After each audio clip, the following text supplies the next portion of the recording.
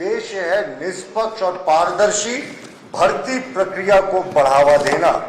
पर भाई हमें तो ये जो रिजल्ट हुआ इसमें तो कहीं कुछ निष्पक्ष और कहीं कुछ दिख नहीं रहा। वो मैं आपको आगे समझाऊंगा कि कैसे इसमें जो हमारी आपत्तियां हैं वो क्यों है और सरकार या जेपीएससी क्यों कवर अप कर रही है। अब आप देखें जो कैटेगरीज होती हैं उस कैटेगरी के हिसाब से रिजल्ट निकाला जाता है। मान लीजिए कोई एससी एसटी या रिजर्व कैटेगरी का कोई कैंडिडेट है, वो जनरल में क्वालिफाई कर लेता है तो उसका जनरल में रिजल्ट निकाला जाता है। उसके बाद एससी एसटी ओबीसी और इकोनॉमिकली वीकर सेक्शन ये मेरिट के लिहाज से रिजल्ट निकाला जाता है, परंतु इसमें किसी कैटेगरी का उल्लेख नहीं है। ये सपाट निकाल दिया गया रिजल्ट है। इसमें कौन कैसे जानेगा कि वो कैटेगरी उसकी कौन सी है। और देखिए इसको और आगे स्पष्ट करने के लिए आरक्षित कैटेगरी का अगर आप रिजल्ट निकालते हैं तो इससे सामाजिक समावेशन को बढ़ावा मिलता है, उन समुदायों को प्रोत्साहन मिलता है जो ऐतिहासिक रूप से पिछड़े रहे हैं। और देखिए श्रेणीवार अगर आप रिजल्ट निकालेंगे ना तो ये कैंडिडेट्स को समझ में आता है कि भाई हमारी क्या स्थिति है, क्योंकि श्रेणीवार जो रिजल्ट निकलता है वो मेरिट के आधार पर निकलता है। तो जो कैंडिडेट इस श्रेणी में मान लीजिए एससी की श्रेणी में पीछे है वो ज्यादा मेहनत करेगा इंटरव्यू में। तो ये जो इन्होंने रिजल्ट निकाल दिया इसमें किसी कैटेगरी का उल्लेख नहीं है।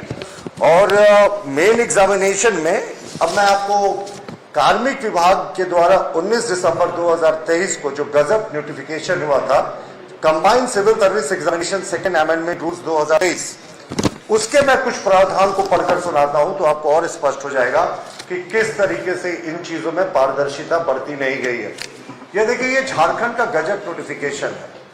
ये झारखंड का गजट नोटिफिकेशन 2023 के दिसंबर का है, यानी उसके पहले के एग्जामिनेशन पर यह लागू नहीं होता था लेकिन उसके बाद के एग्जामिनेशन पर लागू होता है। अब हम ये जानना चाहते हैं कि इसी नोटिफिकेशन में है कि देखिए किस तरीके से कैटेगरी होगी।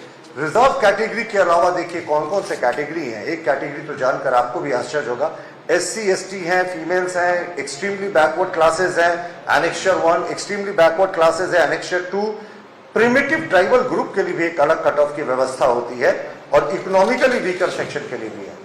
पर इस रिजल्ट में तो कहीं किसी का जिक्र नहीं है कि किस श्रेणी में किसको मिला गया।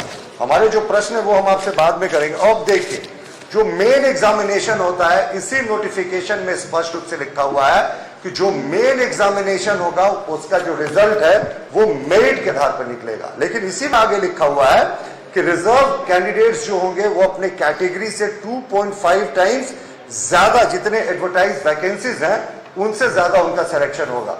ये जो उनका नोटिफिकेशन था गजट नोटिफिकेशन का, मैं 19th का आपको 3rd पॉइंट पढ़कर सुना रहा हूं कि किस तरीके से मेंस रिटन का जो तैयारी है वो लिखा हुआ रिजल्ट है वो तैयार होगा। लेकिन इस सरकार ने तो ऐसा कुछ भी नहीं किया।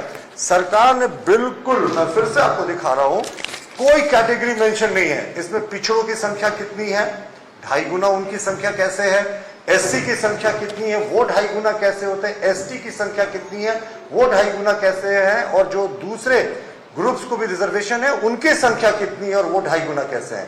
तो ये पारदर्शिता नहीं बरती गई। इसको आप ऐसे समझिए लॉजिक से कि अगर कोई किसी कैटेगरी में सबसे अंत में है तो उसको ये तो ज्ञात हो जाएगा ना कि मैं मेरिट में इस कैटेगरी सबसे पीछे हूं, तो वो उसी हिसाब से मेहनत करेगा और पारदर्शिता बरती